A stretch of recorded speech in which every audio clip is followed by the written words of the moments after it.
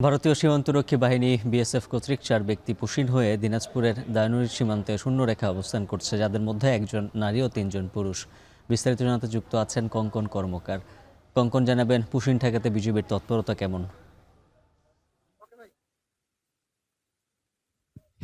উজ্জ্বল, এখন আমি যে জায়গাটা অবস্থান করছি এটি দিনাজপুর সদর উপজেলার দাইনুর সীমান্ত। ওপারে ভারতের যে অংশ এটি হলো হরিহরপুর।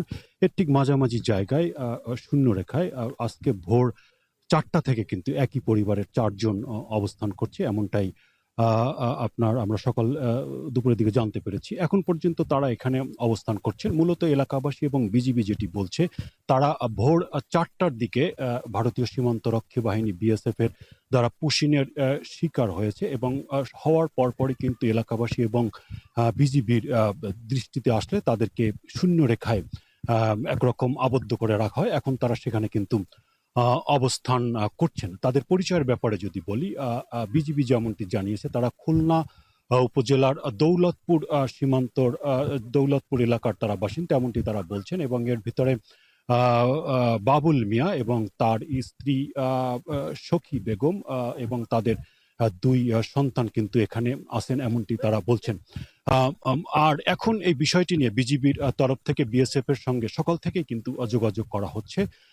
যেটি আমাদেরকে বিজিবি বলছে যে এই বিষয়টি নিয়ে বিএসএফ কে ফ্লাগ মিটিং এর একটি পতাকা বৈঠকের একটি আহ্বান জানানো হয়েছে এবং এটি ৪টার সময় হওয়ার কথা, কিন্তু এখনো বিএসএফ এর তরফ থেকে কেউ কিন্তু আসেনি। আসলেই হয়তো সেই ফ্লাগ মিটিংটি অনুষ্ঠিত হবে এবং এটি একটা তারা সমাধান টানার চেষ্টা করবেন, এমনটি তারা বলছেন। উজ্জ্বল, এটি কিন্তু প্রথম দিনাজপুরে এই পুশিনের ঘটনা। যদিও আমরা যেমনটি বলে আসছিলাম যে বিজিবি কিন্তু সর্বোচ্চ সতর্ক অবস্থায় রয়েছে এবং তাদের যে দিনাজপুরের যে সীমান্ত এলাকা, প্রায় ১৪৫ কিলোমিটার যে সীমান্ত এলাকা, তারা তাদের সব ধরনের তৎপরতা তারা বৃদ্ধি করেছে। বিশেষ করে গোয়েন্দা তৎপরতা, টহল তৎপরতা এটি তারা বৃদ্ধি করেছে, যার ফলে কিন্তু বিষয়টি তাদের নজরে আসে এবং এখন পর্যন্ত তারা এই শূন্য রেখাতে তাদেরকে আবদ্ধ করে রাখা হয়েছে এবং তাদেরকে ফেরত পাঠাবেন ফ্লাগ মিটিং এর মাধ্যমে, তারা এমনটি বলছেন। এর আগেও কিন্তু দিনাজপুরের সীমান্তে আপনি জানেন যে একই পরিবারের ৪ জন এলাকাবাসী আটক করার পরে বিজিবির কাছে দিয়েছিল এবং তাদেরকে কিন্তু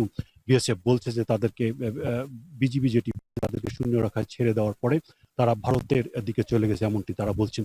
তো এই ছিল উজ্জ্বল দিনাজপুরের বিএসএফ এর যে পুশিনের ঘটনার সর্বশেষ খবর জানাচ্ছিলাম দাইনুর সীমান্ত থেকে। দিনাজপুর থেকে পুশিন পরিস্থিতির খবর জানাচ্ছিলেন কঙ্কন কর্মকার।